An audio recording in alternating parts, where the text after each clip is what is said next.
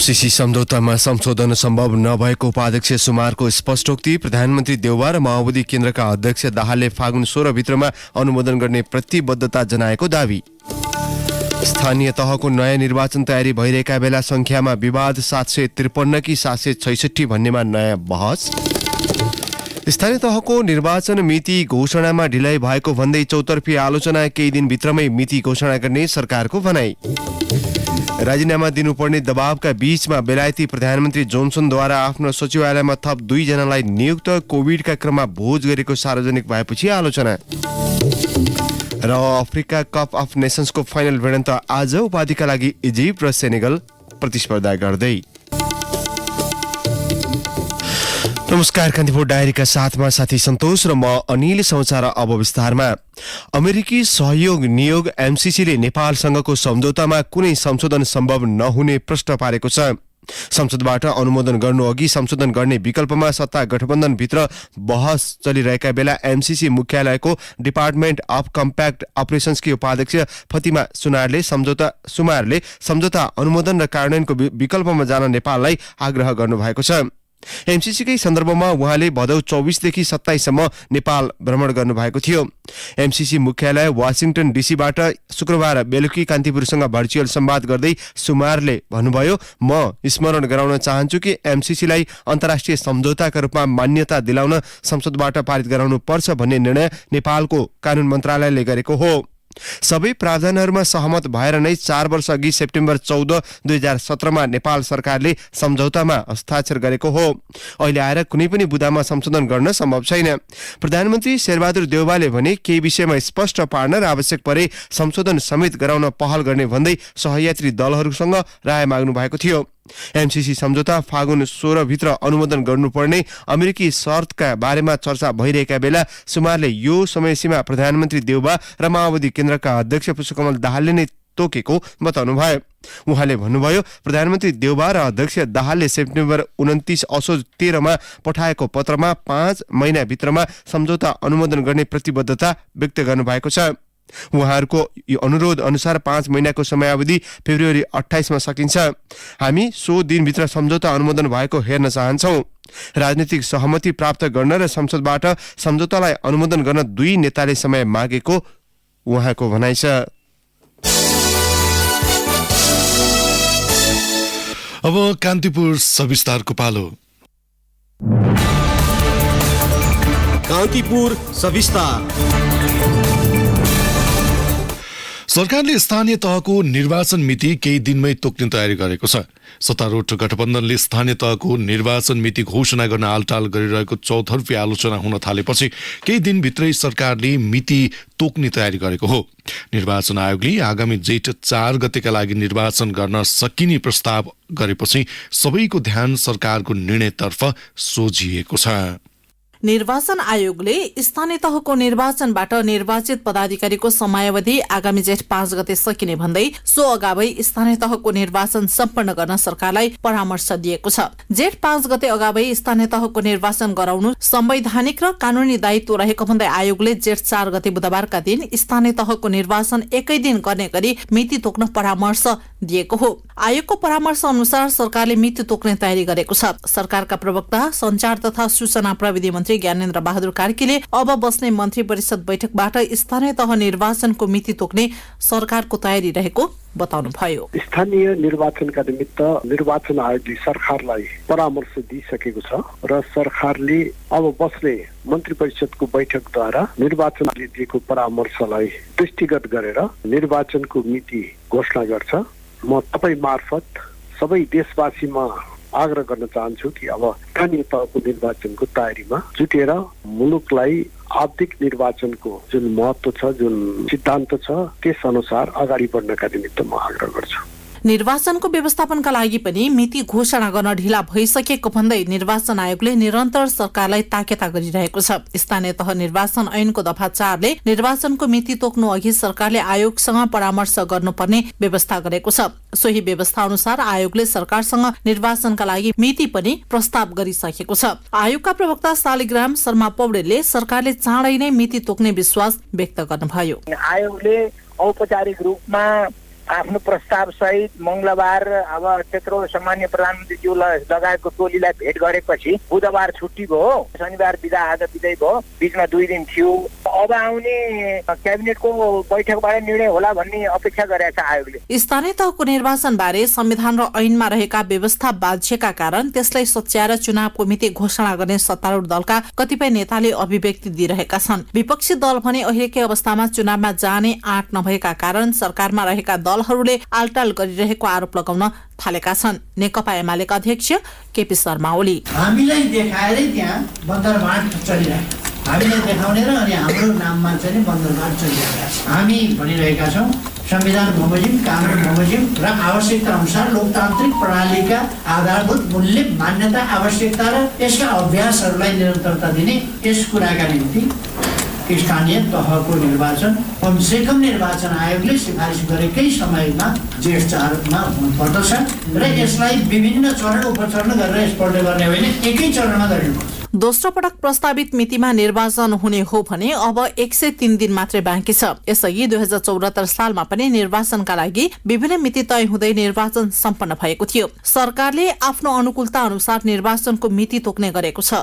राजनैतिक दलहरूले चाहेको समयमा मात्र निर्वाचन भइरहेको पहिलेदेखिकै अभ्यास देखिएको छ। पूर्व प्रमुख निर्वाचन आयुक्त डाक्टर अयोधी प्रसाद यादव स्थानीय तहको निर्वाचनका लागि दलहरू दलीय स्वार्थबाट मुक्त हुनुपर्ने बताउनुहुन्छ। दलहरूको दलीय स्वार्थबाट मुक्त हुनुपर्छ। स्वार्थ भनेको यो निर्वाचनमा दलीय स्वार्थबाट मुक्त हुनुपर्छ। उनीहरूको दलको आफ्नो स्वार्थ हुन्छ, विकास गर्ने, निर्वाचनमा अधिकतम सिट प्राप्त गर्ने जस्ता कुराहरू होलान्। उहाँहरूको सरकारमा जाने, सत्तामा जाने त्यो अलग कुरा हो, तर निर्वाचनलाई प्रभावित पार्ने किसिमको दलीय स्वार्थबाट उहाँहरू मुक्त हुनुपर्छ। उहाँहरूले निर्वाचन गराउने सम्पूर्ण व्यवस्थापकीय अधिकार, संविधानमा उल्लेख गरिएको जुन अधिकारहरू छ त्यसलाई सुनिश्चित गर्नको लागि निर्वाचन आयोगलाई त्यो अधिकार त हुनुपर्छ। सबै अधिकार दिएको छ, तर मिति घोषणा गर्न नदिने, हुइसिल बजाउने अधिकार जुन छ सरकारले राखेको छ भने त्यो अवस्थामा त निश्चित रूपमा निर्वाचन समयमा हुँदैन, अप्ठ्यारो अवस्था हुन्छ। स्थानीय तहबाट निर्वाचित पदाधिकारीहरूको 5 वर्ष कार्यकाल आगामी जेठ 5 गतेबाट सकिँदैछ। स्थानीय तहको निर्वाचन गर्न कम्तीमा 53 वटा क्रियाकलापहरू सम्पन्न गर्नुपर्ने आयोगले जनाएको छ। यसका लागि 120 दिन आवश्यक पर्ने आयोगको भनाइ छ। यसअघि पनि निर्वाचन आयोगले माघको पहिलो साता निर्वाचन मिति नतोकिए प्राविधिक व्यवस्थापकीय एवं व्यवहारिक दृष्टिले निर्वाचन गर्न कठिन हुने भन्दै राजनैतिक दल र सरकारवाला सबैको ध्यान आकर्षण गराएको थियो। यसअघि स्थानीय तह निर्वाचन 3 चरणमा 2074 सालमा भएको थियो। 6 महानगरपालिका, 11 उपमहानगरपालिका, 276 नगरपालिका र 460 गाउँपालिकामा 3 चरणमा 2074 वैशाख 31, 2074 असार 14 र 2074 असोज 2 मा निर्वाचन सम्पन्न भएको थियो। सो निर्वाचन नेपालको संविधान 2072 लागू भए पश्चात सम्पन्न भएको पहिलो स्थानीय तहको निर्वाचन थियो। संविधान जारी भएपछि दोस्रो पटक हुने स्थानीय तह निर्वाचनलाई दलहरूबीच बन्ने समीकरणले रोचक बनाउने अपेक्षा गरिएको छ। रेडियो कान्तिपुरका लागि पार्वता चौधरी। कान्तिपुर सविस्तार। मन्त्री परिषदले करिब 5 वर्ष अघि राजनीतिक सहमतिका आधारमा निर्णय गरेर प्रकाशन गरेको राजपत्रको सूचनाका कारण अब हुने निर्वाचनमा स्थानीय तहको संख्या 753 कि 766 हुने भन्नेमा बहस सुरु भएको छ। 2074 जेठ 11 मा प्रकाशित राजपत्रको सूचना अनुसार प्रदेश 1 लुम्बिनी र सुदूरपश्चिममा 13 स्थानीय तह थप गर्नुपर्छ। राजपत्र प्रकाशन भएको 5 महिनापछि जारी स्थानीय सरकार सञ्चालन ऐनमा भने संख्या र सीमा हेरफेरका लागि चुनाव हुनुभन्दा 1 वर्ष अघि नै प्रस्ताव पेश गर्नुपर्ने उल्लेख छ। संघीय मामिला तथा सामान्य प्रशासन मन्त्रालयले सूचना बमोजिम स्थानीय तहको सिमाना हेरेर स्तरोन्नति र संख्या वृद्धिका सम्बन्धमा सुझाव पेश गर्न संघीय मामिला तथा सामान्य प्रशासन मन्त्रालयले गृह कार्य सुरु गरेको छ। मन्त्रालयले यति बेलाको निर्णय अध्ययन गरी छलफलका लागि प्रतिवेदन तयार पार्न उपसचिव तुलसी अरियाललाई जिम्मेवारी दिएको छ। संघीय मन्त्रालयका सचिव सुरेश अधिकारीले स्थानीय तहको संख्या थप, सिमाना हेरफेर र स्तरोन्नति बारे राजनीतिक तहमा कुरा उठे पनि मन्त्रालयमा गहिरो ढङ्गले छलफल भइ नसकेको बताउनुभयो। उहाँले भन्नुभयो, मन्त्रीज्यू बिरामी हुनुहुन्छ, उहाँ मन्त्रालय आएपछि के गर्ने भन्ने विषयमा छलफल गरेर टुङ्गोमा पुगिनेछ। मन्त्री राजेन्द्र प्रसाद श्रेष्ठलाई कोभिड संक्रमण भएको छ। स्रोतका अनुसार मन्त्री श्रेष्ठ सकभर स्थानीय तह थप्ने मनस्थितिमा हुनुहुन्छ। नगर र गाउँपालिका, विशेष संरक्षित वा स्वायत्त क्षेत्रको संख्या र सिमाना निर्धारण गर्न बालानन्द पौडेल संयोजक रहेको आयोगले सुरुमा 719 पालिका सिफारिस गरेको थियो। पछि सरकारको अनुरोधमा त्यसमा थप 744 वटा बनाइएको थियो। मध्य प्रदेशमा 9 वटा थपिएर कुल पालिका संख्या 753 पुगेको हो। अन्य प्रदेशमा निर्वाचन प्रक्रिया सुरु भइसकेको भन्दै अदालतले आदेश दिएपछि स्थानीय तह थप गर्ने प्रक्रिया स्थगन भएको थियो। अधिवक्ता द्वय मोहना अन्सारी र शैलेन्द्र प्रसाद अम्बेडकर हरिजनले राजपत्रको सूचना अनुसार स्थानीय तह थप गरेर मात्रै चुनाव गराउन निर्वाचन आयोगको ध्यानाकर्षण गराउनु भएको छ। कान्तिपुर डायरीमा अब ब्रेकको पालो। अब बाँकी प्रसङ्ग। भुक्तानी गर्न बाँकी रहेको कोरोना बीमा रकम मध्ये करिब 5.25 अर्ब रुपैयाँ तिर्न बीमा समिति, बीमा कम्पनी र पुनर्बीमा कम्पनी राजी भएका छन्। अर्थ मन्त्रालयको निर्देशन अनुसार बीमा समितिले सरकारवालासँग गरेको छलफलमा सरकारले भुक्तानी गर्न बाँकी रकमको 45% ती निकाय, बीमा समिति, बीमा कम्पनी र पुनर्बीमा कम्पनीले बेहोर्ने विषयमा सहमति भएको हो। यो विकल्प नयाँ भने होइन। यसअघि गत असोजमा पनि बीमा समितिले अर्थ मन्त्रालयलाई 2 विकल्प पठाएको थियो। ती विकल्पमा यो विषय पनि उल्लेख थियो। त्यो विकल्पमा अर्थ मन्त्रालयले थप छलफल नै गरेन, बरु गत पुस महिनामा अन्तिम साता बाँकी भुक्तानी सम्बन्धमा विकल्प पठाउन फेरि निर्देशन दिएको थियो। अर्थ मन्त्रालयले पठाएको पत्रमा भनिएको छ, गत असोज 25 मा बीमा समितिले पठाएको पत्रमा उल्लेख गरेका कोरोना बीमा भुक्तानीका विकल्पमा थप उपाय तथा सुझाव एवं अध्ययन गरी पठाइदिन निर्देशना अनुसार अनुरोध गर्दछौं। त्यसपछि बीमा समितिले सरकारवालासँग पुनः छलफल गर्यो र छलफलमा सरकारवालाहरूबाट तिर्न बाँकी रकम मध्ये 45% सम्म दायित्व वहन गर्न सक्ने धारणा आएपछि त्यही विकल्प अर्थ मन्त्रालयमा पठाएको स्रोतको भनाइ छ।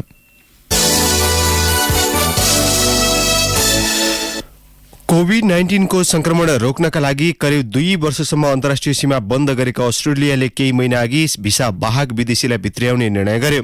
त्यति मात्र नभई केही समय अघि प्रधानमन्त्री स्कट मरिसनले योग्य विदेशी नागरिक समयमै अस्ट्रेलिया आउन भनेर निश्चित समयभित्र आउनेलाई भिसा शुल्क मिनाहा गरिदिने निर्णय नै गर्नुभयो।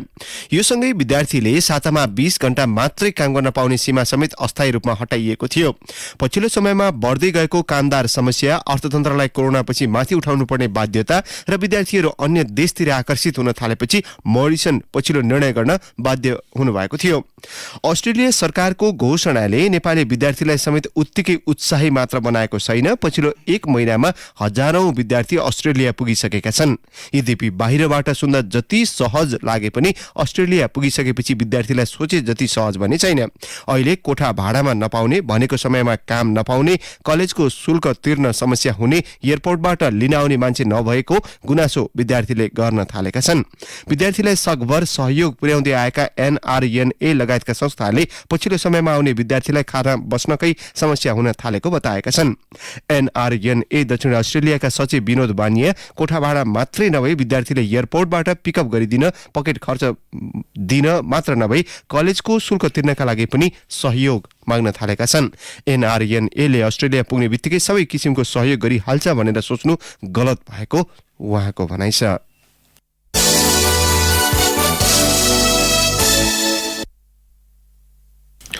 प्रदेश 1 को प्रदेश सभा स्थापनाको 4 वर्षको अवधिमा 54 वटा कानून निर्माण भएको छ।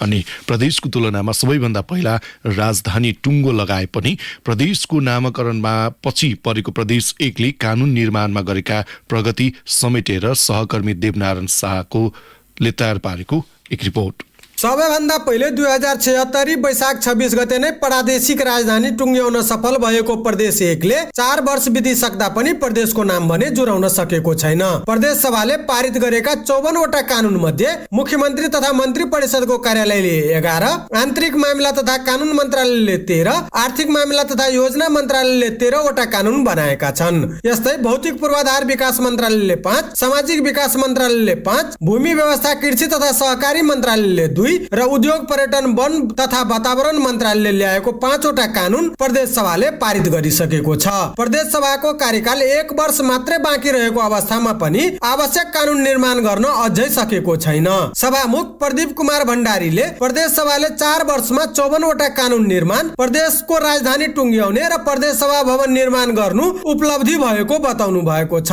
प्रदेश सभाले 4 वर्षमा प्रदेशको नामकरण गर्न नसक्नु कमजोरी भएको छ। प्रदेश सभा सभामा 4 वर्षमा संसदीय प्रक्रियामा आएको सामान्य अवरोध बाहेक कुनै किसिमको चुनौतीको सामना गर्नु नपरेको भण्डारीको दाबी छ। चालु हिउँदे तथा नवो अधिवेशनको बैठक गत मङ्सिर 1 गतेदेखि बस्न सकेको छैन।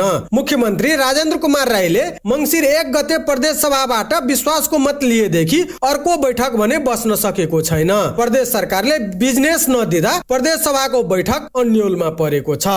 हिउँदे अधिवेशनलाई विधेयक अधिवेशन पनि भनिन्छन्, तर असोज 22 गतेबाट सुरु भएको हिउँदे अधिवेशनले हालसम्म एउटा पनि विधेयक पारित गर्न सकेको छैन। विधेयकै पारित नगरी हिउँदे अधिवेशन अन्त्य हुने परिस्थिति निर्माण भएको प्रदेश सभा सचिवालयका एक अधिकृतले बताउनु भयो। तत्कालीन मुख्यमन्त्री भीम प्रसाद आचार्य नेतृत्वको सरकारले ल्याएको केही प्रदेश ऐनलाई संशोधन गर्न बनेको विधेयक 2078, प्रदेश आर्थिक कार्यविधि तथा वित्तीय उत्तरदायित्व सम्बन्धमा व्यवस्था गर्नेको विधेयक 2078 र प्रदेश अनुसन्धान तथा प्रशिक्षण प्रतिष्ठान सम्बन्धमा व्यवस्था गर्न बनेको विधेयक 2078 हाल प्रदेश सभामा विचाराधीन छ, जसमध्ये केही प्रदेश ऐनलाई संशोधन गर्न बनेको विधेयक र प्रदेश आर्थिक कार्यविधि तथा वित्तीय उत्तरदायित्व सम्बन्धमा व्यवस्था गर्न बनेको विधेयक छलफलका लागि समितिमा पुगेको छ। प्रदेश अनुसन्धान तथा प्रशिक्षण प्रतिष्ठान सम्बन्धमा व्यवस्था गर्न बनेको विधेयक प्रदेश सभामा पेश भएको हो। 3 वटा विधेयक मध्ये प्रदेश ऐनलाई संशोधन गर्न बनेको विधेयक 2078 मन्त्री परिषदको पुस 29 गतेको बैठकले फिर्ता लिने निर्णय भने गरेको छ। बिजनेस अभावमा प्रदेशको बैठक बस्न सकेको छैन। प्रदेश निजामती ऐन, प्रदेश लोकसेवा आयोग ऐन संशोधन हुन नसक्दा लोकसेवा आयोगले कर्मचारी भर्नाको प्रक्रिया अघि बढाउन सकेको छैन। प्रमुख प्रतिपक्षी दल एमालेका प्रदेश सांसद तथा पूर्व आन्तरिक मामिला तथा कानून मन्त्री हिक्मत कार्कीले प्रदेश सभा गठन भएको पहिलो र दोस्रो वर्ष राम्रै बिते पनि तेस्रो वर्षबाट राष्ट्रिय राजनीतिको असर प्रदेश सभामा समेत देखिएकाले असहज परिस्थिति निर्माण भएको बताउनुहुन्छ। प्रदेश सभाबाट पारित कानून कार्यान्वयनको अवस्था पनि कमजोर भएकाले प्रदेशमा व्यथिति बढेको छ। मुख्यमन्त्री राईले अब चाँडै प्रदेश सभाको बैठक बोलाएर विधेयक निर्माणका साथै प्रदेशको नामकरण प्रक्रिया अघि बढाउने तयारी गरेको बताउनु भयो। रेडियो कान्तिपुरका लागि देवनयन शाह, मोरङ। पुसको पहिलो साता कुवेत हिँडेका 11 जना नेपाली श्रमिकलाई त्रिभुवन अन्तर्राष्ट्रिय विमानस्थल स्थित श्रम डेस्कले रोक्यो। उनीहरू कुवेतमा रेस्टुरेन्टको काममा जान लागेका थिए, तर श्रमिकले बोकेको भिसामा पद किचन हेल्पर थियो, तर कम्पनीले पठाएको मागपत्रमा टिम मेम्बर उल्लेख थियो। वैदेशिक रोजगार सूचना प्रणाली फेमिसमा पेश भएको कागजातका आधारमा भिसा नपाएको भन्दै श्रम डेस्कले श्रमिक पठाउने मेनपावर कम्पनी समक्ष दूतावासबाट इमेलमा पत्र पठाउनु पर्ने शर्त राख्यो। त्यतिखेर बिहान 7 बजेको हुँदा कुवेतमा पनि बिहान 4 बज्दै थियो।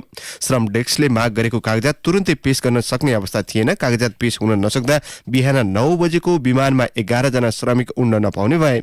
उनीहरूलाई उडाउनका लागि मेनपावर कम्पनीले श्रम डेस्कका अधिकारीले माग गरे अनुसार प्रति व्यक्ति 3000 को दरले 33,000 रुपियाँ बुझाउनु पर्यो। ती मेनपावर व्यवसायीले भने श्रमिक नउडाएमा 11 जनाको टिकट जान्थ्यो, त्यो टिकट सर्नेवाला थिएन। हामीलाई यस्तै खोचे थाप्ने काम भइरहेको छ। जबकि श्रम स्वीकृति जारी गर्नु अघि वैदेशिक रोजगार कार्यालयलाई कम्पनीले रेस्टुरेन्टभित्र काम गर्ने टिमको सदस्य भएको भन्दै पत्र पठाएको थियो। सोही आधारमा कार्यालयले श्रम स्वीकृति जारी गरेको थियो।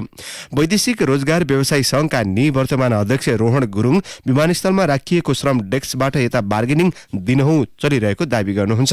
उहाँले भन्नुभयो, वैदेशिक रोजगारीमा जाने श्रमिकलाई पठाउनका लागि मेनपावर कम्पनीले गौडामा पूजा गर्नुपर्छ, धूप बत्ती बाल्नुपर्छ। यसरी पूजा गर्ने अन्तिम गौडा श्रम डेस्क हो। यस्तै शास्त्रीले 10,000 रुपियाँ मात्रै सेवा शुल्क लिएर श्रमिक पठाउन नसकिने उहाँको तर्क छ।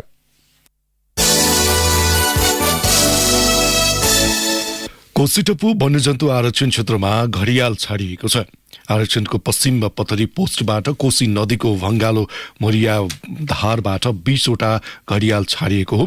2 मिटर लम्बाइका 17 पोथी र 3 वटा भाले घडियाल कोसी ब्यारेजदेखि करिब 15 किलोमिटर उत्तर क्षेत्रमा छाडिएको आरक्षणका प्रमुख रामचन्द्र खतिवड़ाले बताउनुभयो। कान्तिपुर डायरीमा पुनः ब्रेक। कान्तिपुर डायरीमा अब आर्थिक प्रसङ्ग। नेपालले विभिन्न 8 जलविद्युत आयोजनाबाट उत्पादित 853 मेगावाट बिजुली लैजान भारतलाई प्रस्ताव गरेको छ। वर्षायामको समयमा बढी हुने बिजुली भारतलाई बेच्न स्वीकृति माग्दै प्रस्ताव पठाइएको हो, तर भारतले 814 मेगावाट क्षमताका 6वटा आयोजनाको अनुमति रोकेर 39 मेगावाटका 2वटा आयोजनाको मात्रै स्वीकृति दिएको छ। नेपाल विद्युत प्राधिकरणका प्रवक्ता सुरेश भट्टराईले भन्नुभयो, हामीले आउँदो वर्ष याममा 8वटा आयोजनाको बिजुली बेच्न सकिने र त्यसको अनुमति दिन भारतलाई प्रस्ताव पठाएका थियौं। 456 मेगावाटको माथिल्लो तामाकोशी, 144 मेगावाटको कालीगण्डकी, 69 मेगावाटको मर्स्याङदी, 70 मेगावाटको मध्य मर्स्याङदी, 45 मेगावाटको माथिल्लो भोटेकोशी र 30 मेगावाटको चमेलियाको बिजुली बेच्न अझै स्वीकृति पाइएको छैन। भारतले गत कार्तिकमा आईएक्समा बिजुली बेच्न 24 मेगावाटको त्रिशुली र 15 मेगावाटको देवीघाट जलविद्युत आयोजनालाई मात्रै स्वीकृति दिएको थियो। तर गत वर्ष स्वीकृति पाइसकेका आयोजनाले समेत फेरि स्वीकृति लिएर हरेक वर्ष सम्झौता नवीकरण गर्नुपर्ने प्राधिकरणले उल्लेख गरेको छ।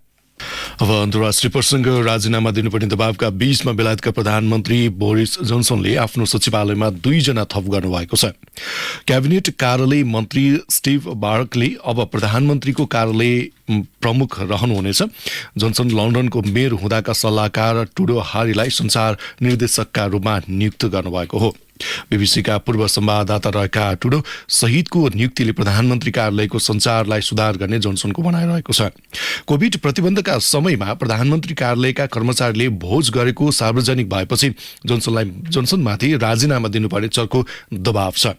बेलायती प्रधानमन्त्रीको कार्यालयका 5 जना कर्मचारीले पदबाट राजीनामा समेत दिइसकेका छन्। क्याबिनेट मन्त्रीलाई आफ्नो कार्यालय प्रमुख बनाएका जोन्सनको विपक्षी लेबर पार्टीले चर्को आलोचना गरेका छन्। कतिपय डायरीमा अब खेल प्रसङ्ग। अफ्रिका कप अफ नेसन्सको फाइनल भिडन्त आज हुँदैछ। उपाधिका लागि इजिप्ट र सेनेगल बीच प्रतिस्पर्धा हुन लागेको हो। 2 टोली बीचको प्रतिस्पर्धा क्यामरूनको ओलेम्बे रङ्गशालामा आज राति 1:15 बजे सुरु हुनेछ। 2 टोली बीच हालसम्म भएका 12 भेटमा इजिप्ट 6 पटक विजयी भएको छ। सेनेगल 4 पटक विजयी भएको छ भने 2 खेल बराबरीमा टुङ्गिएको छ। सेनेगलले बुर्किना फासोलाई पाखा लगाउँदै फाइनल यात्रा तय गरेको थियो। इजिप्टले भने सेमिफाइनलमा क्यामरूनमाथि जित हात पार्दै सेनेगलसँगको उपाधि भेट पक्का गरेको हो। लिभरपुलबाट क्लब फुटबल खेलिरहेका इजिप्टका मोहम्मद सलाह र सेनेगलका सादियो माने बीचको फाइनल प्रतिस्पर्धा रोचक हुने अनुमान गरिएको छ। यसैबीच गैराती आयोजक राष्ट्र क्यामरून तेस्रो स्थानका लागि भएको खेलमा विजयी भएको छ। बुर्किना फासोलाई पेनाल्टी सुटआउटमा 5-3 गोल अन्तरले पराजित गर्दै क्यामरून विजयी भएको हो। निर्धारित समयमा 3-3 को बराबरीपछि खेल पेनाल्टीमा धकेलिएको थियो। अब मौसम सम्बन्धी जानकारी। काठमाडौँ उपत्यका सहित मुलुकभर आंशिक बदली रहने मौसम पूर्वानुमान महाशाखाले जनाएको छ। न्यून चापे प्रणालीका कारण केही दिनदेखि मौसममा देखिएको प्रभाव आजदेखि कम हुँदै जाने महाशाखाको भनाइ छ। केही बेर अघि 4 डिग्री सेल्सियस मापन गरेको काठमाडौँ उपत्यकाको अधिकतम तापक्रम आज 15 डिग्री सेल्सियस पुग्नेछ। सूर्योदय बिहान 6:48 भयो भने सूर्यास्त भरे साँझ 5:48 हुनेछ। हवस्, तिनै प्रसङ्गसहित कान्तिपुर डायरीको यो बुलेटिन अहिलेलाई यहीँ सकिन्छ। साथी सन्तोष र म अनिल बिदा माग्छौँ। नमस्कार।